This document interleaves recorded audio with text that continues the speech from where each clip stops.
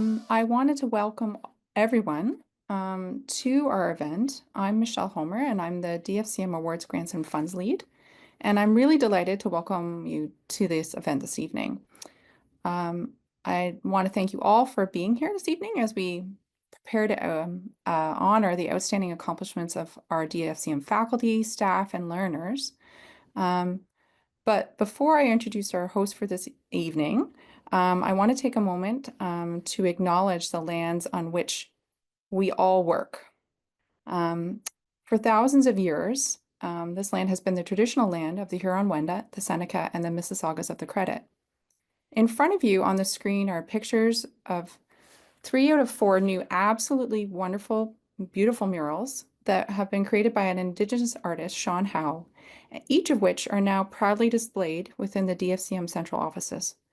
I encourage each of you, if you haven't already, to visit the murals in person, or you can also access information on our DFCM website, which includes artist descriptions of the works that have been created.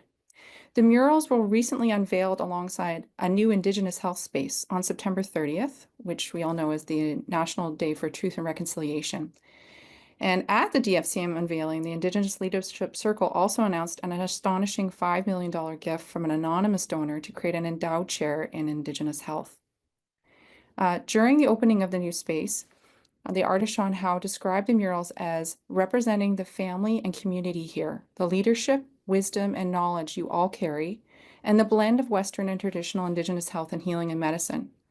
Many of us, of course, are familiar with the late Honorable Murray Sinclair and his work as a lawyer, judge, Indigenous advocate, and of course, his tremendous work as Chief Commissioner of the Truth and Reconciliation Commission of Canada. In an interview in 2018 for Dalhousie University, he spoke of what he felt belonging meant. He said, "It's a question that confounds many of us because we tend to think belonging just means having membership in a group or to be part of a group. And it is that. But it's really about being part of a group where we have a sense of safety, a sense of comfort, and a sense of community, that we are able to feel that we are part of something important." And I think with the evolution of the space within DFCM and the murals, I hope and I believe that the murals are a visual representation of belonging and community.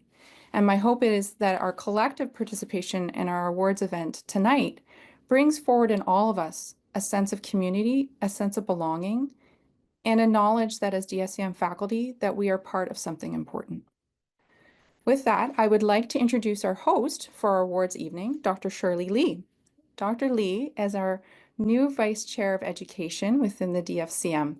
Although she's been an associate professor with our department since 2008, and she has served in a number of medical education roles, varying from undergraduate to faculty development on a local level as well as national levels, really working hard to support physician learning and patient safety across Canada. Welcome, Shirley, and thank you for acting as host this evening.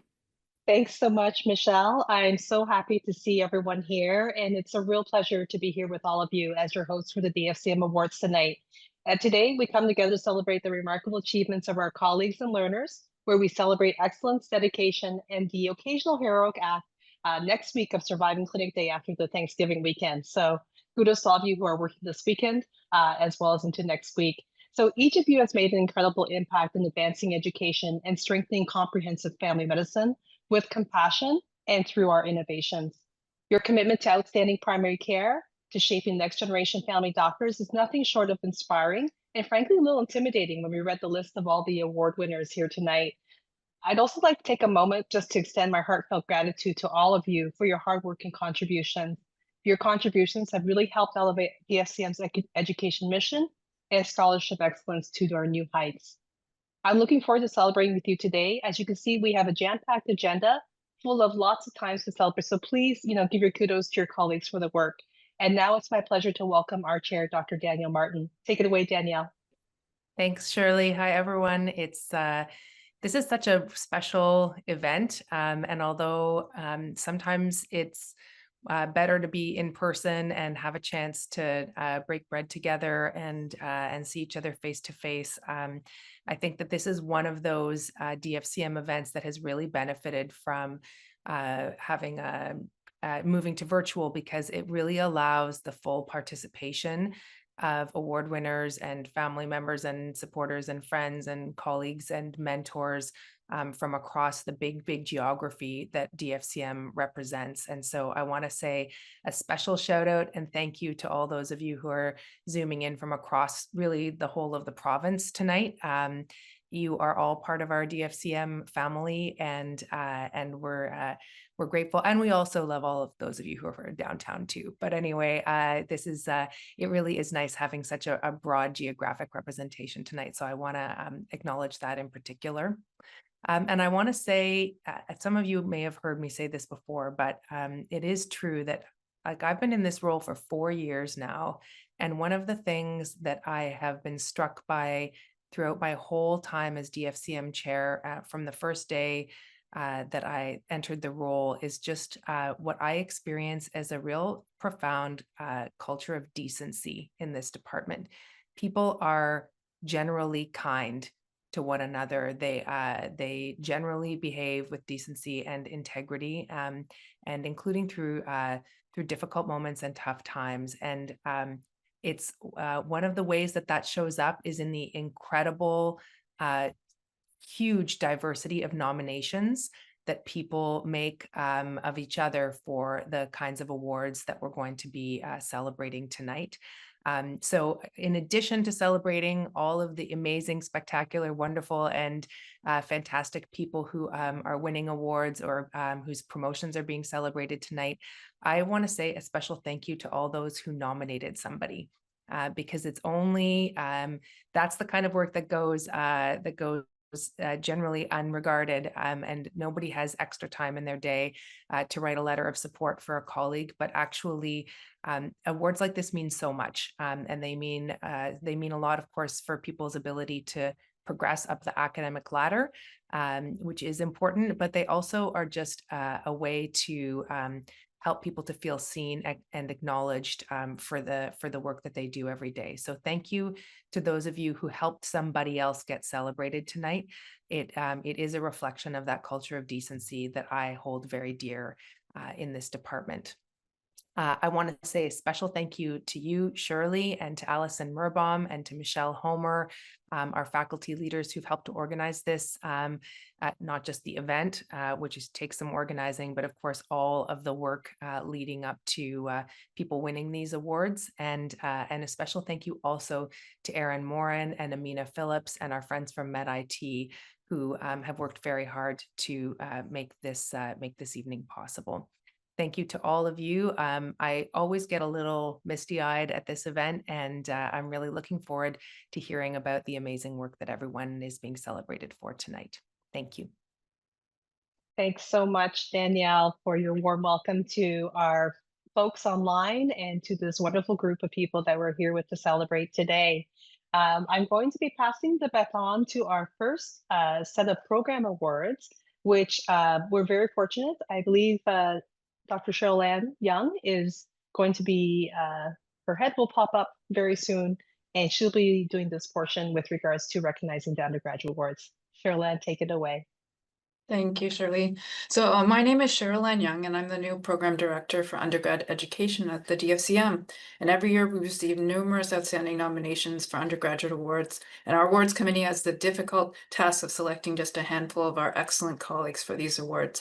I'm so proud to work with all these people. I'm also so appreciative of the work that they do to make our program the outstanding education experience that it is for our students. So on the following slide, you're going to see our award winners for excellence in advocacy, excellence in mentorship, excellence in program development and program coordination, role modeling, clinical excellence, teaching excellence, and clerkship, electives, TTR, and FMLE, and our new teacher awards. I want to highlight the fact that so many of these people on the list you see also have leadership roles within the DFCM, and I feel that this is an indication of how hard and dedicated these individuals are, that they can provide leadership and manage programs, and at the same time continue to provide award-winning teaching and mentorship to our students while doing their clinical work. So thank you so much to everyone, and congratulations to all of our award winners. We'll just give it a moment there to, give everyone a chance to take a look at Yeah, the slides. We have so many great winners, and just want to make sure they all get a moment to read off their names and be recognized for all their fantastic work, both modeling clinical excellence as well as our FMLE. I'm sure, Lan, we've got just such an outstanding group of people. I know. Thank you. I agree.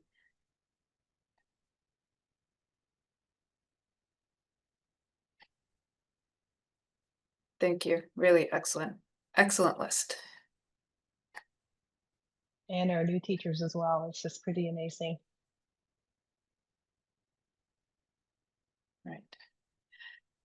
So I think it's now my pleasure. I'm going to introduce the winner of the DFCM Award of Excellence in Leadership, sustained, Dr. Ozzy Malvani. So Dr. Malvani's first leadership role with the DFCM started in 2006 when she was the undergrad hospital site director at the Toronto Western. And the first time that I had the pleasure of working with Dr. Malvani was in 2010 when she was the course director for the Family Medicine Clerkship Program. In 2015, she had her biggest role to date to become the program director for undergraduate education at the DFCM and served in this position until just this past June 2025. In this role, she oversaw a large team of central DFCM undergraduate leaders, including the associate program director, medical student leadership engagement lead, FMLE course lead, electives lead, faculty development and recruitment lead, rural education lead, clerkship, curriculum and evaluation lead, and the education scholarship lead. And the most emblematic example I know that of Dr. Manu's commitment to as a leader occurred during the pandemic. She led the urgent pivot to online learning for the clerks and also worked tirelessly to ensure that the students had PPE for the return to clinical work. As a leader, she empowered both new and experienced faculty with the opportunity to take on leadership roles as part of career development. I certainly know that I would not be in the role I am now without the opportunities that Dr. Malvani provided for me. Please welcome Dr. Ozzy Malvani. Oh boy, I'm gonna start to cry before I even started. So when they asked me to do this kind of what's called the 10-year synopsis, at first I thought it was an opportunity, and then as I started to do it, I thought maybe it was actually a punishment. It's a difficult task, and so what I'm going to show you now is, first of all, very biased because it is only my opinion. And if you think about what's the best stuff the undergrad program has done in the last 10 years, I think it will depend on who you ask because our program is so big and so varied. And so this is a picture of us. I think this is from 2010 because Andy Sparrow still has long hair, and we are sitting in someone's house. I don't know who, and this is how we had a lot of our UIC meetings sometimes, because this is where we would have them. It'd be somebody's backyard, and this is where we did some of our best work and our best ideas. It's Sue's house. There you go, Sue Goldstein's house. Okay, next slide. I knew it was somebody's house. I don't know who. Okay. So when I had to focus this, I had to think about, okay, what are our goals? And for every accreditation and every damn 5-year review I've had to do, these are the 3 big pillars. This is what we do in undergrad.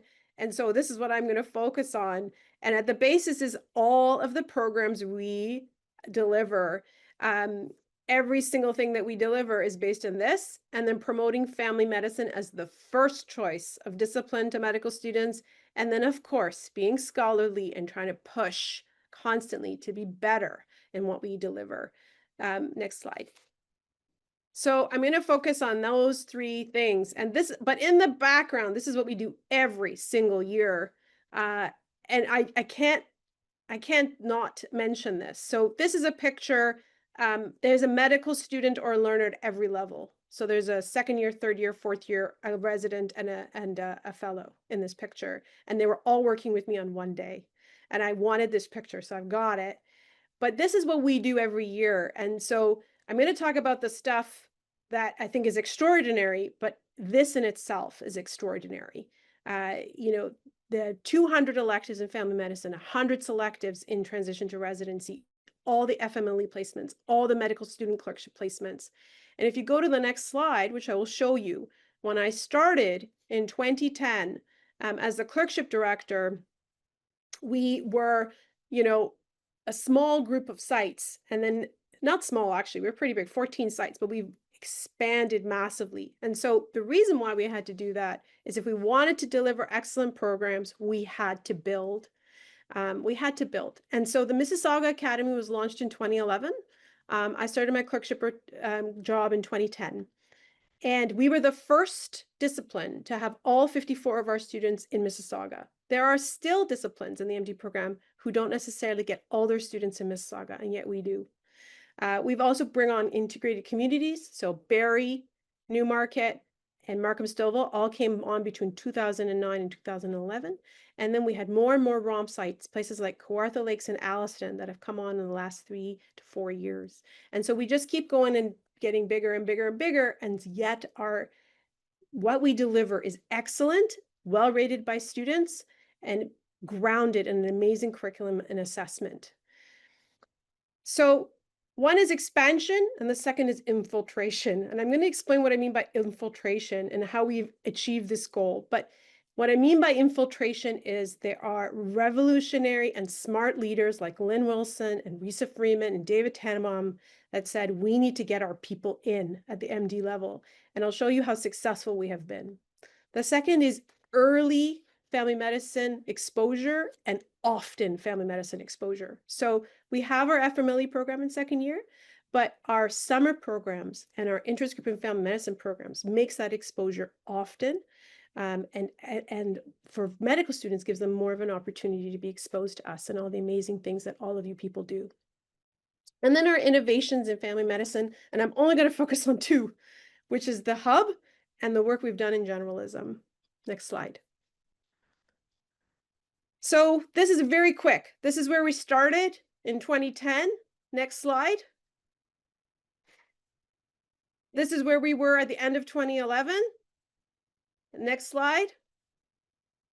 And this is where we are now. So we're getting bigger and bigger and bigger. And we still were able to maintain this, even in COVID. So we had people going to these places, even in COVID, even when we had to do virtual. We did FMLE, a second year clerkship course, a second year clinical rotation, and we did it virtually.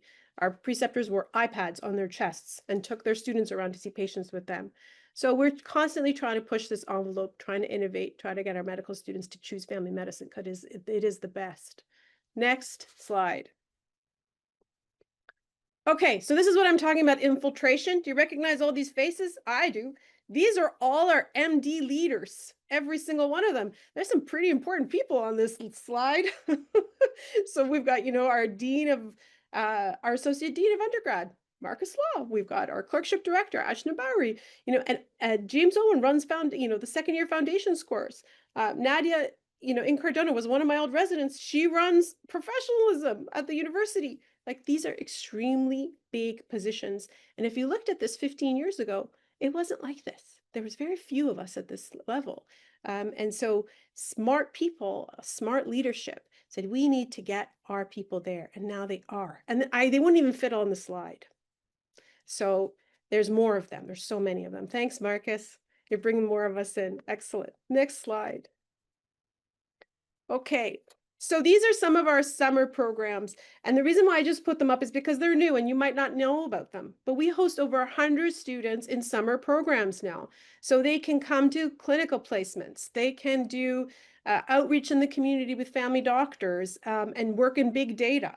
They can do a research project. And there are so many new ones. And if you're interested to know about them, please reach out to Cheryl Ann or myself. I still answer emails once in a while, and we will talk you through them. Next slide. Next slide after that one. Keep going. Okay, so this is our innovations in family medicine, and this is the hub. So if you don't know what the hub is a website that I literally drew on a napkin one day at the DFCM, and happily Marcus was there. I said, Marcus, what do you think if we do something like this? Let's set up a website where medical students would go and everything that they need to know would be there, and it would be vetted by one of us. And he said, that's a good idea. And he made it work for us. So he did the tech and we did the content, and Cheryl Ann came on as our curriculum person and made sure we got all the right stuff on there. And now if you look at the data analytics of this 15 years later, there are hits in Ireland, Saudi Arabia, we get hits from all over the world, and it may change with AI. It absolutely will. It might become antiquated, and that's okay. But for the last 15 years, it's been an amazing resource, and people still come use it. And I'm really proud of this because it's now internationally, we presented on this internationally. People still use it. It's a practical thing for faculty, residents, and medical students to use. Next slide. This is my last slide. So how did the work in generalism come about? Well, when they were redoing foundations at the medical school level, we were asked by the administration to review all the CBL cases. And Ruby Alvey, who was sitting at a table, said, that's interesting. We should review all the cases from a generalist lens. And smart people like Melissa Newtick and Risa Freeman and James Owen, we all sat together with Ruby and said, how are we going to do this right? We have to do this in a scholarly way. And so we studied it. And this is what you got from it. This is a true validated tool that has now been used nationally to change curriculum and has been presented locally, provincially, and internationally. So we can break great strides with just a simple idea that was put forward and really change the way medical education looks. Next slide. What am I the most proud of is this. This is the most amazing thing that I can come away with after 10 years, the relationships and the moments. In the left-hand corner here, that's Sharoni and I at a game in San Antonio. I had never gone to a basketball game before, and she took me.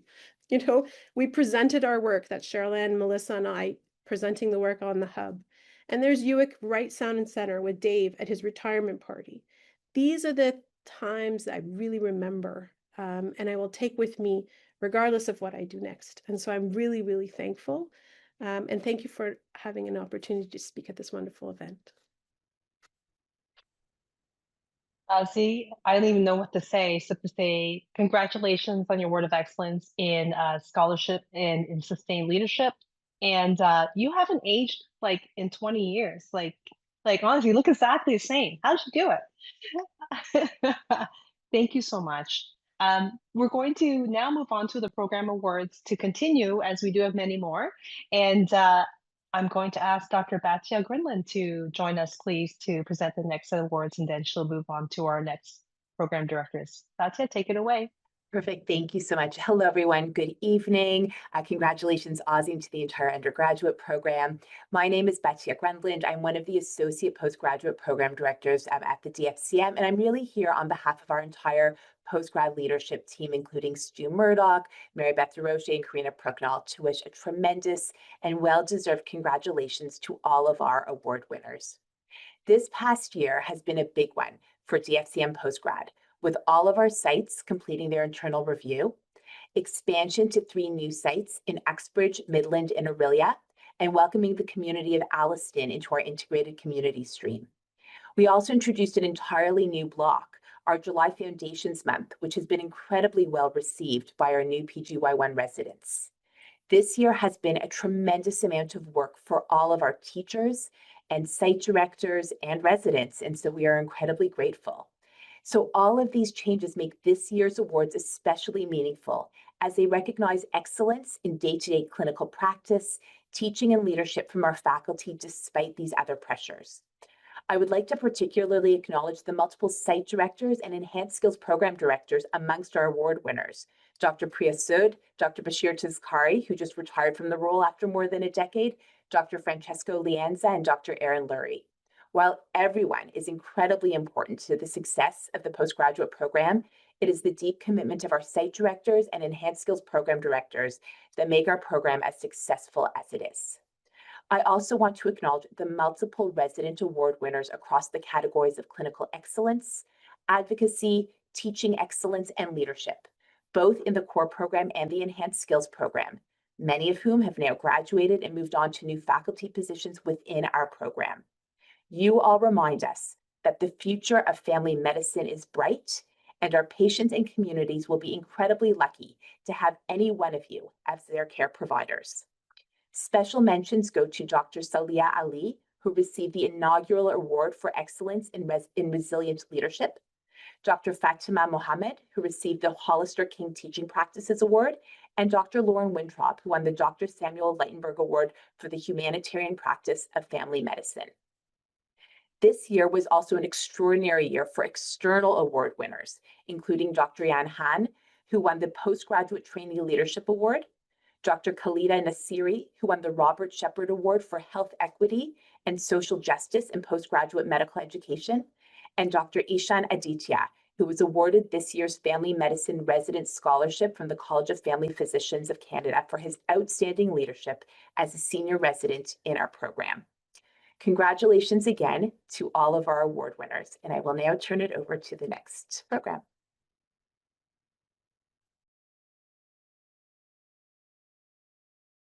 We'll just give Melissa a chance to come on. Yeah, hello. Thanks, Shirley. Congratulations to postgrad and undergrad. I'm always in awe of everything those two massive programs accomplish every year. I'm Melissa Graham. I'm the program director of the Academic Fellowship and Graduate Studies program, and I'm here on behalf of our team with Dr. Fokenli Young and Christy Billings and Ancy Jacob, who make everything we do possible. The AFGS offers professional development for family medicine and health professionals.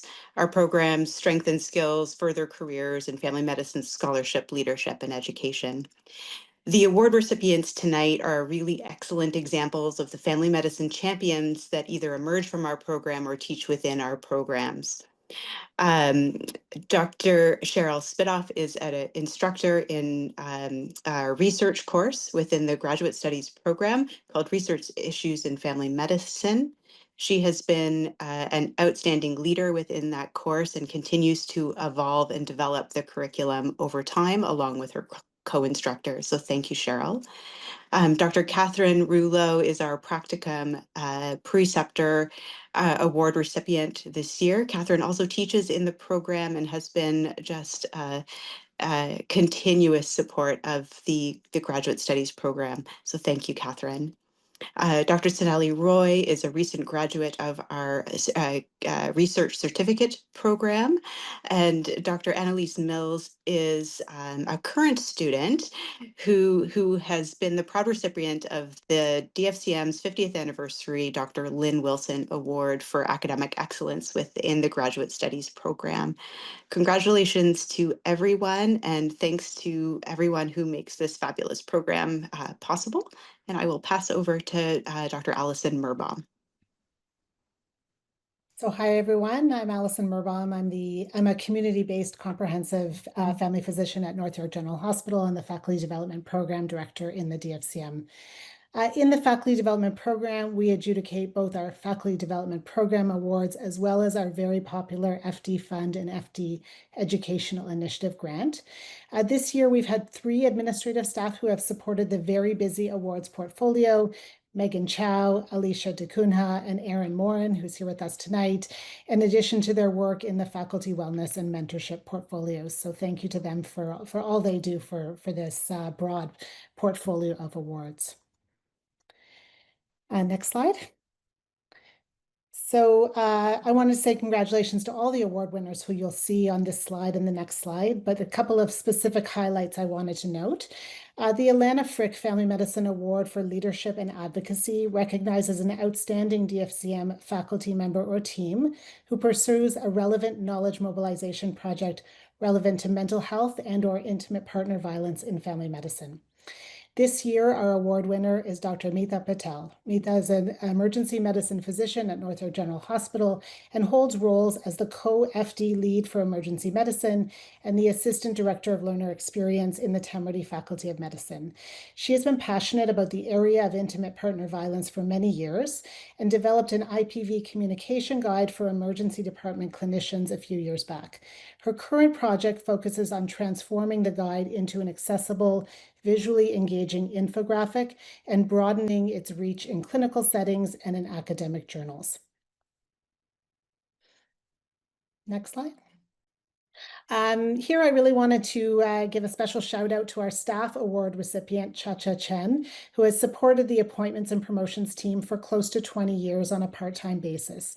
Her colleague, Marie Lieberman, in her nomination letter spoke about how Cha-Cha works behind the scenes and rarely has the opportunity to be recognized for her long-standing contribution to our department. So our congratulations go out to her. I also wanted to take a moment to honor and recognize our colleague Yana Lazor, who unfortunately passed away this past June. Yana was a longtime member of the Faculty Development Committee and a trusted colleague and a friend of many within our team, including myself. Yana contributed so much to our faculty development community within the DFCM, the Office of Faculty Development in the MD program, and in the Center for Faculty Development. A new award has been developed in her honor through Temerity Medicine, entitled the Yana Lazor Emerging Leader in Faculty Development Award. The criteria speaks to an approach to faculty development marked by innovation, creativity, and compassionate leadership, as well as by the enthusiasm they bring to every teaching and learning encounter. It also notes efforts to help others enhance their effectiveness as educators, contributing to a culture of excellence in health professions education. And these values certainly speak to all that Yana brought to this field. And I believe and congratulations also to Maria and Rahul, and I will pass it along to, I think it's Priscilla next. Yes, thank you. Thank you, Allison. On behalf of Global Health Education, on behalf of myself, Dr. Catherine Rouleau, and our amazing administrator, Jamie Rodas, it's a pleasure to present this year's Global Health Awards. As many of you know within the department, global health activities scope at the DFCM really spans both education and partnerships in a truly interconnected fashion. Not only do we recognize that the relational work of global health begins at home, but it bridges across borders as we stand in solidarity with our colleagues around the globe. This year was a remarkable year exemplifying education and partnership work in global health, with ongoing accomplishments both in teaching in undergraduate and postgraduate medicine, but also with specific celebratory phases of our work at Toronto Addis Ababa's Academic Collaboration of Family Medicine and Emergency Medicine, as well as Kwame Nkrumah University's Science and Technology University partnership with the DFCM. Both of these partnerships mean so much to us and actually are highlighted by this year's award recipients. This year was also an important moment where we celebrated the convening of the Starfield Summit Toronto 2025, the first time it's ever been held outside of the United States, and the DFCM Global Health community represented strongly on behalf of the DFCM at the Wonka World Conference in Lisbon just a few weeks ago. This year's Yves Tabot Award for Excellence in Global Health Leadership goes to Dr. Jennifer Wilson. Not only has her work in Ghana been truly sustained and longstanding, but she is the author of the book Grant Us Tomorrow. She is also the DFCM lead for our KNUST DFCM partnership, and this work has been co-creating education programming to support Ghanaian primary care over the last several years. This year, herself, alongside Dr. Princess Achiampong from Ghana, won the Big Ideas Soapbox at FMF 2024. Our Faculty Award for Excellence in Global Health goes to Inderjeet Sahota. Dr. Sahota's work bringing point-of-care ultrasound to TAC-EM in Ethiopia highlights the importance of bringing diagnostic imaging to low-resource settings. His work has been tireless in not only supporting healthcare access in low-resource environments, both in the local environment here in Canada, but globally. We celebrate you both. We thank you for your passion and your commitment and the bright light you shine on global health activities in the department, uplifting all of us. Congratulations. And with that, I'll pass over to Dr. Peter Selby, who'll be presenting research awards. Thank you, Priscilla. It's my pleasure and honor, and it's been amazing to hear all the work, and a huge shout out to Azzy and her impact and the legacy that she leaves us with, and big shoes to fill. Going on to the research award, our research program has a research investigator award in which we fund researchers. We have a total of 30 roughly, and they are clinician investigators and clinician scientists, and we have a couple of awards, one for graduate studies for people pursuing a master's and another for somebody pursuing a PhD. In addition to the Clinician Scholars Program, and one of our Clinician Scholars, Ishan Aditya, won as well, and I'm really privileged to be able to be his primary supervisor this year as he's doing his master's in health informatics. Unfortunately, he wasn't able to be here today. But we are really excited about the breadth of research. And so when we take a look at outstanding peer-reviewed publications, first place, hands down, goes to Tara's work, primarily because we saw this go from an idea, a local idea, an idea that went then into a study across the country, which then became a publication, but then made it, not only made a publication, but impactful, has made it itself into legislation in Ontario. And so this is what we do research for, is to understand, describe, and influence and have an impact. So Tara and your team, congratulations. There are several people there. You notice that Aisha and Danielle are in it as well, amongst many of the family medicine colleagues from across. And then you go down to a next kind of impact that Bungenwag and our Emerge colleagues do, which is respect to guidelines for managing people with alcohol use and cannabis hyperemesis, relevant high impact issues, because as alcohol gets much more deregulated and available everywhere, you're going to see more problems. And where do people with problems and intoxication land up is in Emerge. And similarly with cannabis. So, Bug and Group have both got that for first place. So congratulations to both our EM colleagues and our primary care doing a really impactful work. So going to the next one, the second place, it was really hard to decide, but this is again another way of looking at feedback to physicians on antibiotic prescribed for elderly. And these are really highly published in the BMJ. Really amazing to see our colleagues, Jennifer Schuldener, one of our scientists at Women's College, and working on making this happen. And then, of course, one of our research chairs, Dr. Abby Sood, who was actually a funded PhD graduate program, is now a funded researcher and now a research chair, got this paper about looking at federal opioid agonist therapy policies and really looking at the impacts of policies of care across provinces in Canada. So congratulations to you. And then the third place went to looking at the hybrid group prenatal in academic family health team published in BMC. And this is really a full circle because Anne was my first preceptor that many moons ago when I was a resident at Mount Sinai in 1992, I want to say. Yeah. And it's really great to see Sakina Walji, who's one of our funded researchers doing for her PhD. And it's really wonderful to see their work happening and the impact on prenatal care. And then the last one is implementing virtual care, which is again, Sakina took the lead on, and Oneen Bhattacharya, one of another funded researchers, to looking at the experience perspectives and looking at how this could get improved in academic primary care settings. So a broad range of family medicine, just like we should. As I like to say, family medicine research is like a big garden with multiple pavilions that we can grow and enjoy and have an impact. So congratulations to all who submitted and all of those who won. And I think I'm passing on to Mahan for the Education Scholarship Awards. And before we pass on to Mahan, one quick thing is that in other departments, education scholarship and research scholarship and QI are all squished into one piece. We are the only department that is so big that we can separate out research from education scholarship from QI. And I'm really proud to be part of this department. So over to you, Mahan. Thank you. I'm not sure if my video is loading properly, but such as the issues with Zoom, it's good to see everybody today. And the Office of Education Scholarship supports education activities across the spectrum of the DFCM. We provide frontline support for our wonderful faculty who are doing amazing innovations in teaching and faculty development across all of our education programs. And we also support the creation of new knowledge that's going to lead family medicine, education, and transformation into the 21st century.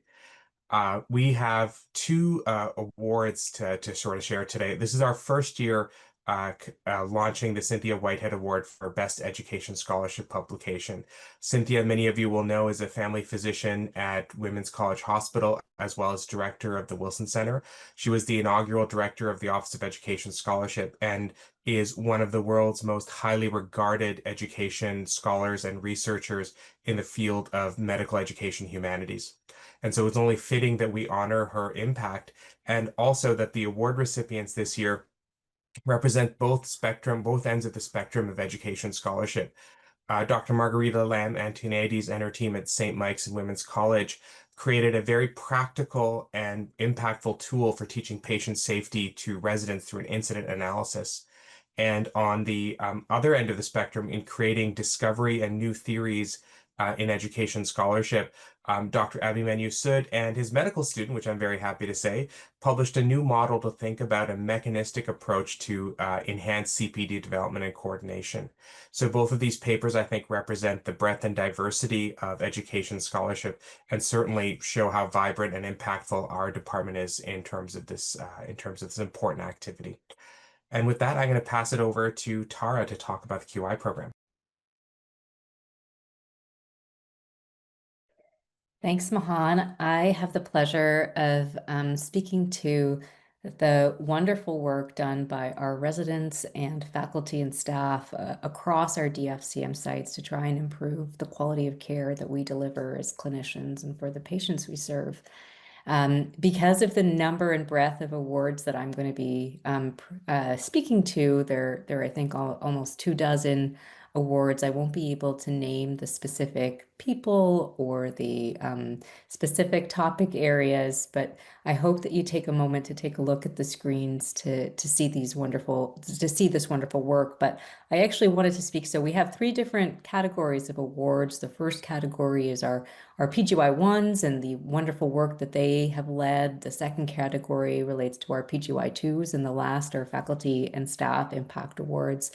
And, you know, Peter had this analogy of family medicine as a garden with multiple pavilions. And I think, you know, for me, when I looked at these awards and the work that was being done, I think for me, it reflected this idea that there's such an incredible breadth of activity that we do as family doctors, as primary care clinicians. And that breadth is really reflected in all of this different improvement work that people are engaged in. So we can see projects that are leveraging digital technologies, whether that be scribes or e-referrals or e-messaging, trying to improve how it is that we use technology to deliver care. A lot of projects really focusing on upstream action, so trying to impact our diet, or whether people are getting appropriate screening tests, whether our family histories are being recorded in a way that can be helpful, well baby visits, vaccinations. So really trying to work upstream from the preventive care side. And then, of course, there's projects that optimize care for people with acute and chronic conditions, everything from low back pain, mental health, diabetes, high blood pressure, and projects improving patient experience and patient safety. So really the full breadth of work that we do as clinicians every day. And I think so much of this work is happening behind the scenes, oftentimes, not necessarily recognized. And the goal is to make things better, not just for the patients, but also for the clinicians providing care for the patients. And so it's wonderful to just have this opportunity to say thank you to all of you who do work every day in the spirit of continuous quality improvement.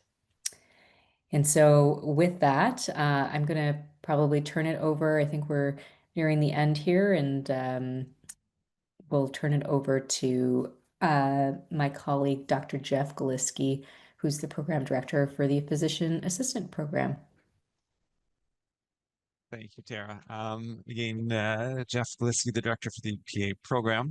Our program and our profession has undergone tremendous changes over the last 15 years or so. And I wanted to highlight most recently the regulation of the profession in 2025. This program had small, humble beginnings, but it's always been greatly supported by the DFCM. Providing administrative, clinical, and academic leadership. Our program continues to expand, and over the last couple of years, we've doubled the enrollment, and the Ministry of Health has asked for further expansion going forward as well. This will lead to lots of change within our program. We are moving to the Scarborough campus under SAM-IH and directly under the Temperley Faculty of Medicine. I did want to highlight a few of our award winners in academic achievement. We have Anita, Joshua, Megan, and Savannah. We have excellent student leaderships with people like Zeal and Celine, and excellent clinical experience awards for Juliana. And our faculty and clinical teachers on the next slide, both PAs and family physicians have provided excellent clinical expertise, clinical experiences, and role modeling. Gabrielle, Jimmy, Dr. Jennifer Lee, and Katrina. Congratulations, and thank you for the support of the physician assistant program. I think I'm passing on to Maria. Good evening, everyone. I'm Maria Ivankovic, Acting Division Head for the Division of Emergency Medicine here at the DFCM. It is such a pleasure to join tonight to celebrate the incredible work that's happening across our department. So the Division of Emergency Medicine includes over 400 of our faculty across the GTA and beyond, and I'm truly proud to represent them. We are home to amazing educators, researchers, and innovators who are making big waves in clinical education, simulation, FOAMed, global EM, but everything we do is strengthened by being part of the larger DFCM family. Our successes are really a reflection of the collaboration, the mentorship, the culture, as Danielle alluded to earlier, and the sense of community that defines this department. Now, while so many of our emergency medicine faculty have been recognized across various categories tonight, I'm especially delighted to turn the spotlight to our Division of Emergency Medicine Award categories and this year's outstanding recipients. So the EM Division Award of Excellence in Teaching in Early Career goes to Brittany Cameron. Now, Brittany is truly a rising star in our division. She is recognized for her compassionate and creative teaching and her remarkable ability to inspire learners, whether at the bedside or in the sim lab. Her enthusiasm and empathy leave a lasting impression on everyone she teaches. The EM Division Award of Excellence in Teaching and Education in Emergency Medicine, sustained, is awarded to Dr. Adam Kaufman. Now, Adam is an exceptional educator and mentor. He is known for his engaging teaching style, education leadership, and global contributions to EM. His learners speak about him with such genuine admiration, and it's easy to see why. And finally, the Eric Latosky Award for Excellence in Emergency Medicine. This award recognizes sustained excellence in clinical practice, teaching, and scholarship within our division. And this year's recipient is actually me. And I promise I had nothing to do with the selection process. And I will say it's an incredible honor to receive an award that bears Eric Latosky's name, given his legacy of leadership, mentorship, and excellence that continues to inspire our community. So big congratulations to all the award recipients tonight, and I'm happy to hand things over now to our colleagues in the Division of Palliative Care.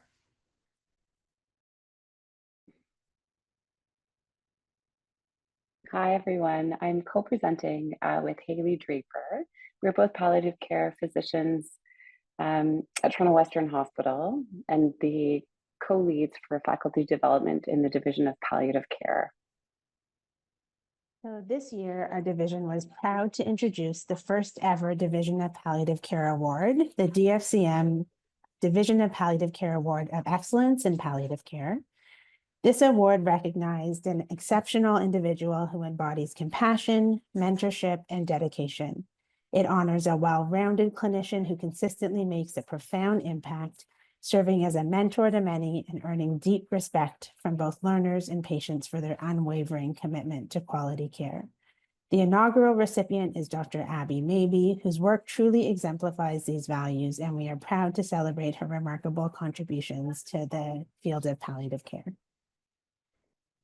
Our division also has the pleasure of sharing the Larry Liebrack Award of Excellence in Palliative Care Scholarship which is awarded to Dr. Ming Chen Zhang for his outstanding project comparing the comprehensiveness of palliative care in ICU and non-ICU settings. We're excited to continue expanding our Division of Palliative Care Awards in the coming years to celebrate the many incredible achievements, innovations, and contributions within our department. And next, we will pass over to Michelle Homer with the Awards of Excellence. Thank you to Haley and Nadine. So it is now my privilege and pleasure to introduce the DFCM Awards of Excellence. As many of you know, these awards recognize sustained contribution to our department in a wide variety of areas such as teaching, research, leadership, program and course development, scholarship, social responsibility, quality improvement, and collaboration. We're lucky enough this evening to have 3 Award of Excellence recipients giving remarks, and we've already heard from our amazing colleague, Dr. Ozzy Movani, recipient of the DSCM Award of Excellence for Sustained Leadership. I'm now delighted to introduce our second speaker, Dr. Lisa Solomon, who is receiving the Award for Excellence in Social Responsibility. Dr. Solomon is an emergency physician who works not within just one, but 2 DFCM sites, the Sinai Health System and the Scarborough Health Network. Her incredible amount of advocacy around equity in healthcare, particularly during the COVID-19 pandemic, is truly inspiring. Lisa, congratulations on this most deserved award and welcome. Thank you. Thank you very much to the DFCM and the selection committee for giving me this prestigious award, and to those who took the time to nominate me. I am very honored and humbled to receive this. I was asked to speak about patient advocacy, so I thought I would speak about my experiences.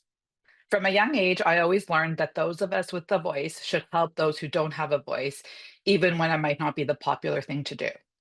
I did my family medicine residency over 20 years ago at Scarborough General Hospital, and upon completion of my emergency medicine fellowship, I returned to Scarborough to practice emergency medicine. From the onset, what I loved about Scarborough was the diversity of the community we served and the appreciation that the patients had for the healthcare workers and physicians who helped them get the care they needed. As time went on, I began to learn about the health inequities that our community experienced. Our hospital received far less funding than other hospitals. We barely received any philanthropic donations, and despite being the epicenter of SARS in 2003, there hadn't been any efforts from decision makers to improve our facilities or expand our healthcare infrastructure. During my time as a resident and a staff, I went through 2 mergers. It became quite clear that the needs of the community and the inequities for the patients would grow larger. The vast majority of our patients were new immigrants to the country, many of whom didn't speak English or English was their second language. They didn't know how to navigate our healthcare system, and their focus was often on working in order to support their families. It was that time that I knew I had to use my voice to help those who didn't have one. I met with community leaders and politicians regarding the concerns that physicians and nurses had regarding closures of programs. We had town halls and got feedback from community members. I learned how to use political advocacy, media, and the importance of speaking to those who are going to be impacted. I got to know community leaders and local politicians at all 3 levels quite well during that time. What I didn't know then would be how valuable these connections would be in the following year when the pandemic hit the world and Scarborough was one of the places we called ground zero, deja vu from SARS 2003. The onset of the pandemic and the uncertainty brought a lot of trauma to our staff who had worked during SARS and who had lost some of their colleagues and friends during that time. What I saw was that no one really knew how bad things were in Scarborough. When I spoke to my colleagues across the GTA, many didn't really impact within their hospital the same way we saw the impact at ours. Almost every patient that came through our doors had COVID. When I would tell my friends the numbers of patients we would see on a given shift, they were shocked. The numbers of COVID cases that we saw at Scarborough were blended in with the rest of Toronto Public Health, and decision makers really didn't know which areas to prioritize initially. It became very apparent that we needed to do something about this and highlight how our community was being impacted. I contacted the journalists who I'd worked with previously and asked if they would be willing to report what we were experiencing in Scarborough. I always also use social media to advocate and discuss what I was seeing. There is a need for people to get accurate information, and I went from perhaps 100 followers to 5,000 followers within a fairly short period of time, and suddenly media outlets were coming to me from across North America to ask for interviews in print, on TV, and on radio. As a community physician who's experienced the worst of COVID-19, I thought it was really important to be representing those of us who usually aren't heard and to be the voice of the community that is usually not considered. This was a privilege and a large responsibility. As you can see from the collage here, I participated in many town halls to educate people in the community about COVID, what they needed to do to protect themselves and their families, the importance of masking and social distancing, and once the vaccines became available, the importance of vaccines. On the top right side, you'll see an article where I talked about the most difficult shift of my career, and we had 2 pages talking about what we were experiencing in Scarborough. My colleagues who have been working in Scarborough for decades joked that it was the most ink the hospital and the community ever had. When the vaccine was finally available, I jumped at the opportunity to be the physician lead in Scarborough. Next slide. The initial approach seemed to be to divide up the limited vaccine equally between areas of the city. But I, along with others, worked hard to advocate to decision makers to use an equitable approach to vaccine distribution, such that those who were disproportionately affected and had increased risk of getting sick from the virus could be first in line to get to the vaccine. Once again, I knew that we needed to be innovative and that trying to book appointments online for people who don't have computers or who can't read English wasn't going to really work for our community. It was quite an uphill battle, but fortunately, being involved with other folks in the DFCM across Toronto, we were able to move the needle and advocate for pop-up clinics and prioritization of those who were in hot zones. Although often chaotic with long lineups, we were able to vaccine a large amount of people in a short period of time. I'm proud of the work that we did, and some of the best experiences we had were having an unexpected lineup at a mall where we're just trying to go up to people with a cooler and a few vaccines to try to convince them to get vaccinated. And somehow we ended up with a crowd of people, and a sushi restaurant, you'll see in the top left corner, allowed us to use their patio, put out tables and umbrellas, and we actually had a quick makeshift, really pop-up vaccine clinic. We had vaccine clinics in the Aga Khan Center, mosques, churches, community centers, schools, hockey arenas, and on the right side, you'll see one of my favorites, our vaccine clinic at the zoo and outdoor plazas. Using this approach of equity, advocacy, and innovation led to enormous success. Next slide.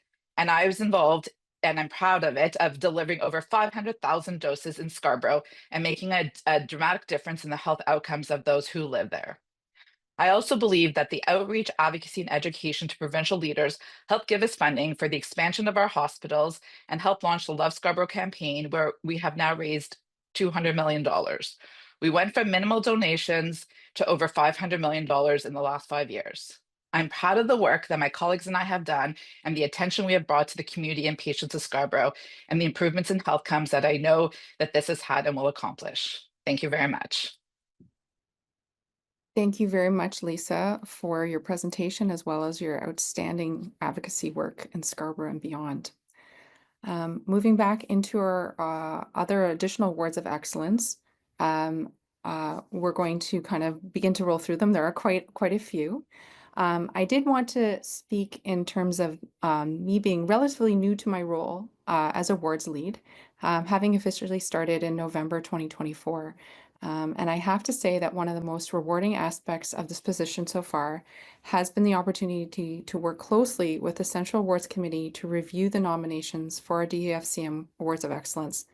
The absolute incredible wealth of expertise, passion, and excellence among our faculty and staff is truly awe-inspiring. And it also makes some very, very tough decisions at times regarding awards winners. Next slide, please. It is my sincere hope that we can find and to continue to find innovative ways to share the wealth of knowledge and expertise from our Awards of Excellence winners with all of our DFCM community. If you have thoughts or suggestions on how we can help to feature our award winners beyond tonight's event to continue to build our sense of community and belonging, please reach out to me. I would like to kind of draw attention as we move through these slides to our newly restructured awards of excellence in educational scholarship. So we'll move to those in a second, but I just wanted to outline that those ones have changed this year to honor the amazing ongoing contributions that Dr. Risa Freeman has had to our department as ongoing Vice Chair of Education. She has brought so much to our department, and so we elected to restructure the awards in her honor to reflect her ongoing commitments to her role. I want to also note that for the DFCM Awards of Excellence, we have separate streams within each award for those of you who aren't familiar with those awards. So we have streams for physician faculty at fully affiliated as well as community affiliated sites, and for community-based physicians, and also for our health professional educator colleagues at both fully affiliated and community affiliated sites. And then we also have additional ones for both site-based staff and staff from our central DFCM office. So there are quite a number of award winners here, all doing, again, amazing, amazing work. I wanted to say a sincere thank you to all of our DFCM Awards of Excellence winners and to all of our nominees. And as Danielle earlier mentioned, those that have chosen to put forward nominations, that time and effort does not go unnoticed by myself or from the committee. So congratulations and a sincere thank you to all of you for the incredible work that you are doing.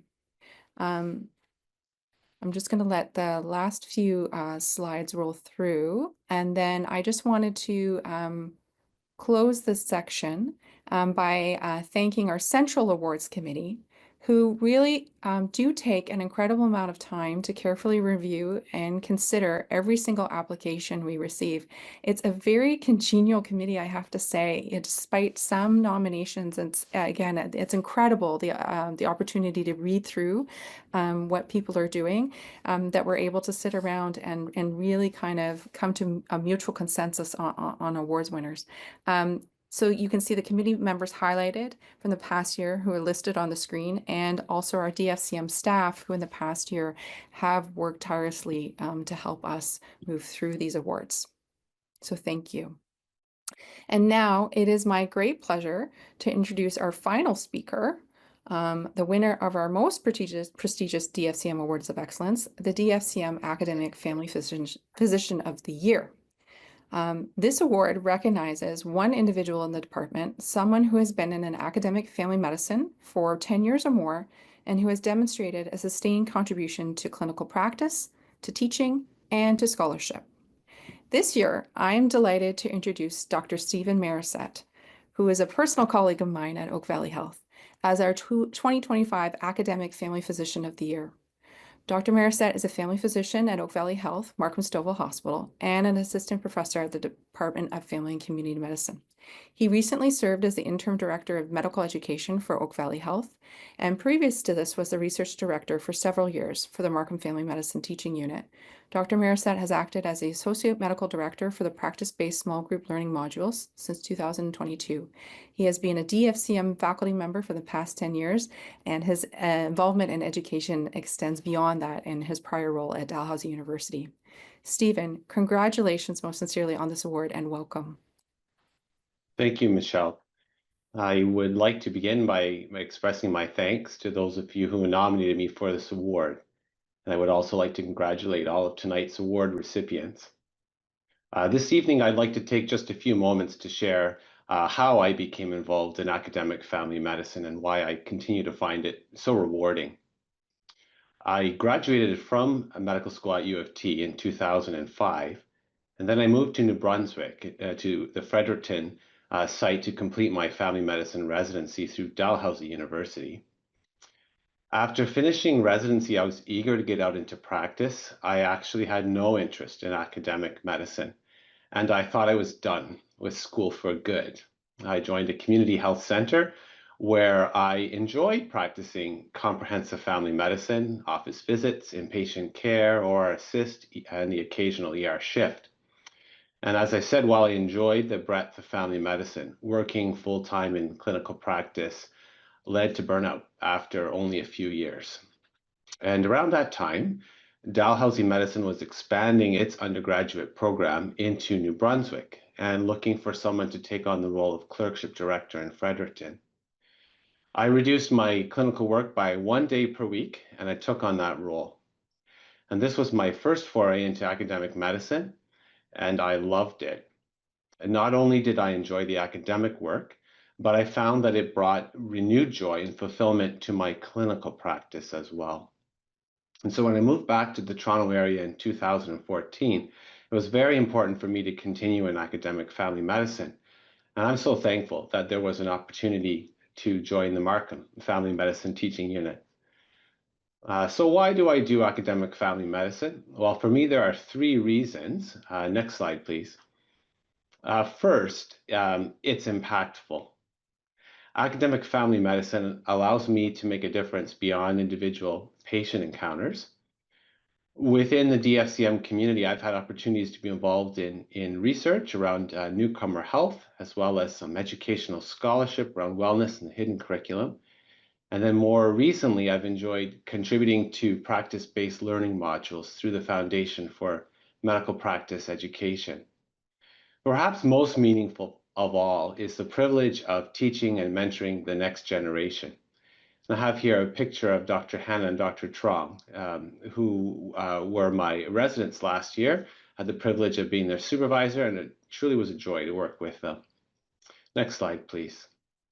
And not only is academic family medicine impactful, but secondly, it is intellectually engaging.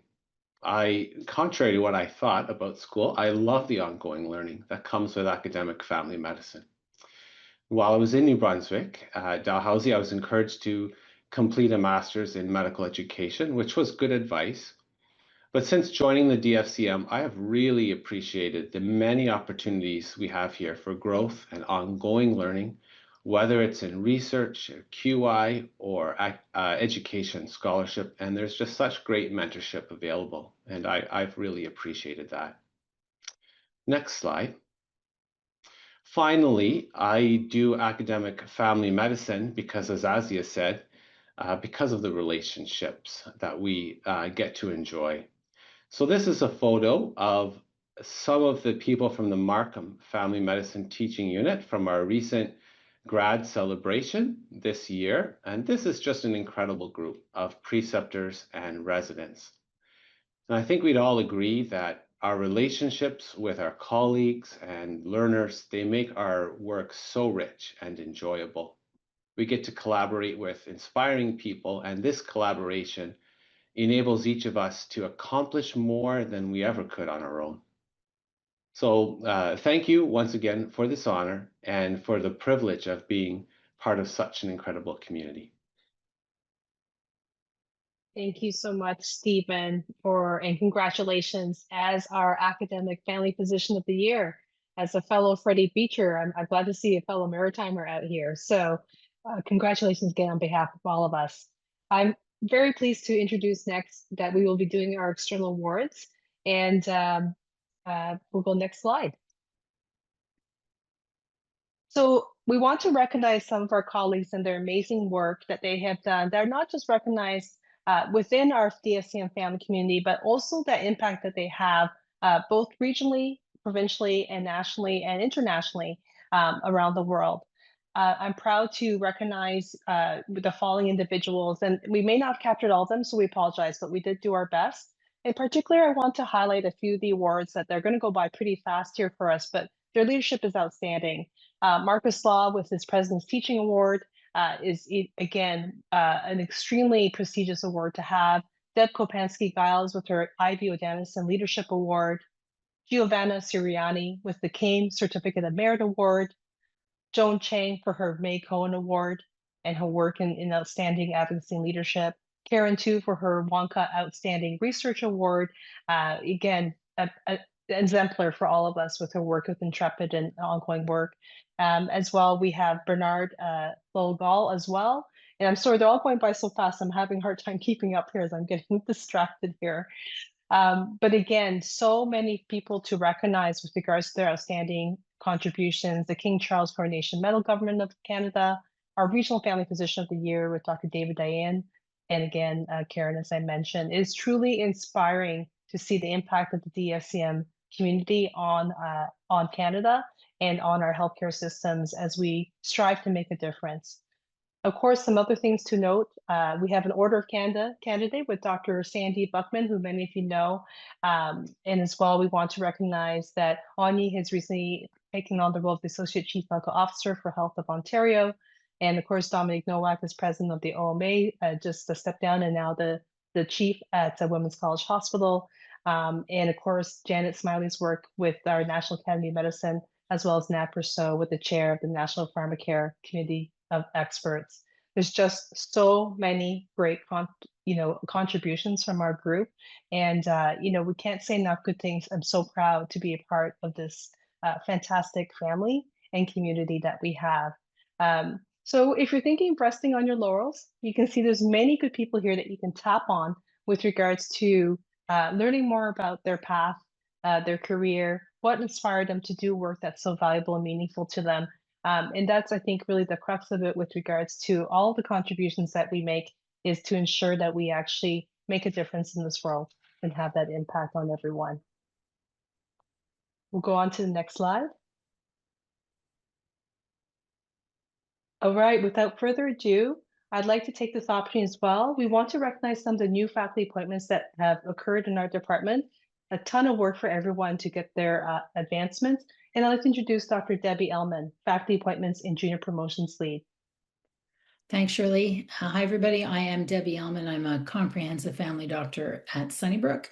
I also chair our department appointments committee, and so we review all of the faculty appointments and the junior promotions as well. There are many, which is amazing. As we all know, and as Ozzy showed, our faculty is growing and growing and growing. And so I want to first of all thank the administrative members of DAC.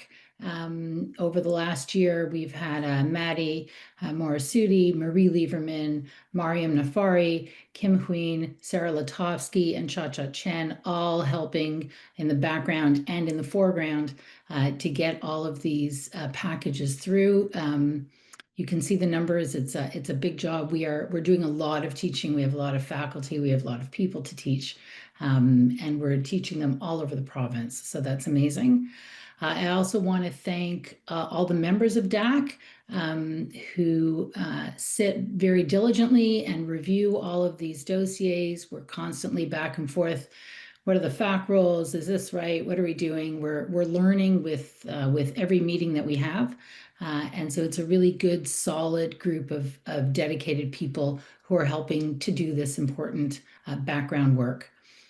I want to make a quick mention of the junior promotions as well. So promotion from lecturer to assistant professor. I'm not sure what our numbers were, but the slide will come up shortly. We review a good number of junior promotion dossiers, and I am always amazed by all of the creative people who are out there.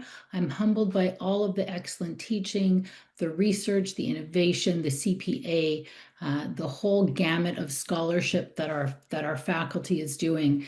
You've seen bits and pieces of this over the course of the evening through the awards that have given out, and you've heard just a little bit about what people are doing. I have the privilege of hearing it in great depth when we go through their junior promotion dossiers. So welcome to all of our new faculty, and congratulations to all of our junior promotion recipients. And I'm going to send it back to Shirley. All right. Thank you so much, Debbie, for that. So we're going to move on to our senior promotions, and I'm very pleased to introduce Dr. Jeff Kwong, our chair of the Senior Promotions Committee. Jeff, take it away. Thanks, Shirley. Yeah, my name is Jeff Kwong. I'm a family doctor at Toronto Western and also chair of the Senior Promotions Committee. And it's my pleasure to introduce the 10 people that we got through senior promotions this past year. Now, this is a big deal because, congratulations to everyone who won awards tonight, both, within DFCM as well as external. These are people who have, been spending decades, many years, honing their craft, doing their teaching, research, and creative professional activities so that they have a widespread and sustained recognition for their impact, whether across Canada, so for the associate professors, or for our full professors, internationally. So they've really, done so much over many years, and this is a recognition of that. And so it's a huge amount of work to put together a senior promotion package. And so these 10 people have done so and did a great job. And so I also want to thank the committee, the Senior Promotions Committee, the 15 members other than myself who did all the hard work providing mentorship to our senior promotion candidates, reviewing their dossiers and drafting the key letter that goes on to the dean, recommending, our candidates for promotion. So, and also special thanks to Sarah Lutovsky and Marie Lieberman, who are the DFCM staff who really keep this whole thing going. Now, next coming up is a video that's been prepared by Julio Aguilar from MedIT. So I just want to thank him for his work in creating this video. And so this is a video that features our senior promotion candidates.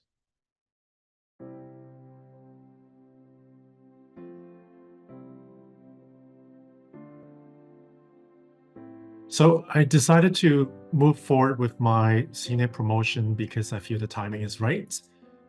I've been shaped by the many mentors who invested in me early in my career.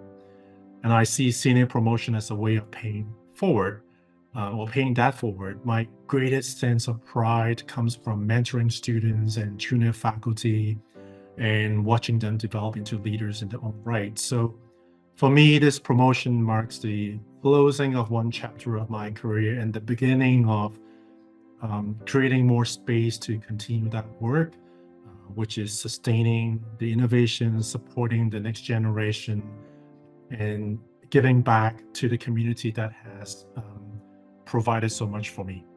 I'm so deeply committed to palliative care. It's still such a young discipline. And in my mind, it can only be helpful to have one more professor in palliative care. Commitment to the discipline, the commitment to the field is really the primary reason why it was important for me to go forward. So for me, the purpose of the senior promotion was really more of a reflective exercise that was absolutely necessary for me at this stage of my career.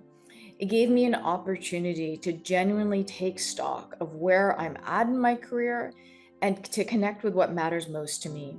And in that process, I could prioritize where I choose to channel my expertise and my energy.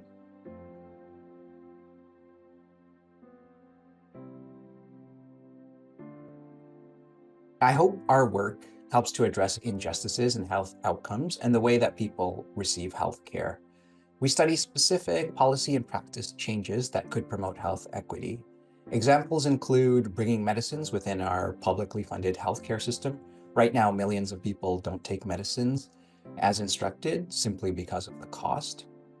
We also help to ensure that people experiencing disadvantages are prioritized for preventive care, including cancer screening. So for me, the intersection of scholarship, leadership, and teaching, always with learners at the center, is where my academic work has its greatest meaning. And I would say if I had to pick sort of one specific innovation to highlight, it would probably be resident reflection rounds, which is a narrative medicine-based curriculum that I created along with a wonderful team that sort of builds on narrative medicine principles to provide residents with a structured and protected and nurturing environment to process many of the experiences that they encounter during training, and sort of supporting them to develop their professional identities and to extract meaning from their work. When I became a teacher, when I joined faculty 15 years ago, when I became a teacher, I realized that I could apply everything that I learned in caring for patients and families to caring for learners. And when I became a leader, I realized that I could apply everything that I learned from patient care and learner care to teams. And I think I'm most proud of recognizing this and sort of transitioning that into a cohesive set of activities that have made an impact over time. That's very meaningful to me. I would have to say that it's probably the work that I'm doing with the learners, with trainees, if it's medical students, residents, or just research trainees. I find that it's quite special to have work with a trainee, for example, on a research project from beginning to end, and then seeing the project come a full circle to publications. And a lot of the times when the student gets to have their first publication, it's quite a celebration for them. And I feel very proud to have supported them in this process. Whether through teaching, mentorship, or leadership, I've always felt that my role is to ensure that people feel seen and safe to grow. Mentorship, especially of women and those from underrepresented groups, has been particularly rewarding. Seeing colleagues and learners discover their voice is incredible. For me, the greatest legacy is seeing the ripple effect of investing in people and watching them go on to make their own impact.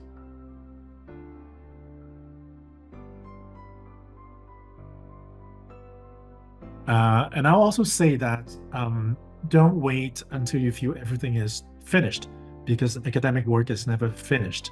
The right time is when you can look back with gratitude and see the difference you have helped to make and feel ready to keep building on that foundation. The advice I would give to other folks who are applying would just be to approach it maybe from a bit of a reflective perspective, to sort of see it as an opportunity to really process and synthesize, what your career has been to date. It's a wonderful opportunity to take stock of all the work that you've done. Finally, I would like to say, trust that your contributions matter, and that this step is not only about recognition of the past, but also about opening doors for future opportunities to lead and contribute. Take the time to recognize the value of your impact, even in moments that might have felt small at the time. Surround yourself with folks who will remind you of the value of your work. Most importantly, see promotion as a way to open the door wider for those who will come after you.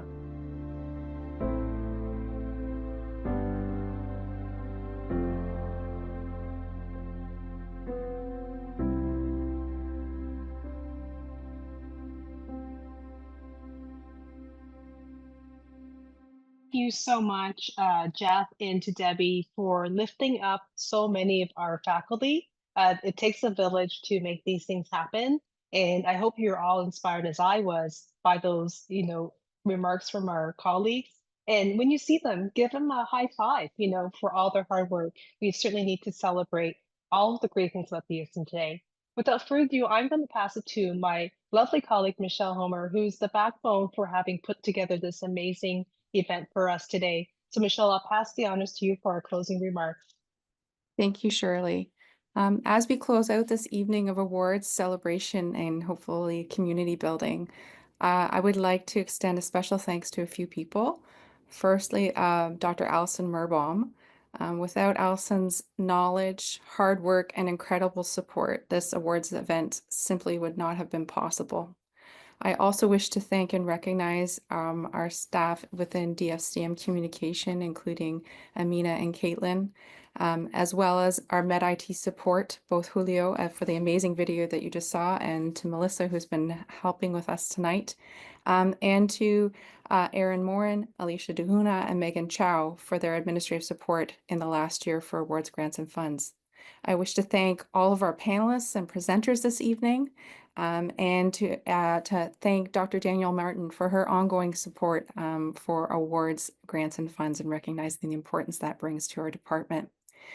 Thank you to Shirley Lee, Dr. Shirley Lee, the amazing and wonderful host. She's done such a good job that I might be reeling her back in. So, that's what you get for doing too good of a job, Shirley. So thank you so much for her active work. And thank you to all of our award winners and to our nominees. You make us all proud. Thank you to everyone for attending. It's wonderful to see so many people in attendance online on the chat at the very least. So thank you, and I wish everyone a good night, and Q plug for DFCM Awards, Grants, and Funds. There's a deadline coming up soon if you're interested. Come talk to me. Thank you. Congratulations, everyone. Thank you so much. Have a wonderful evening. Thank you for being here.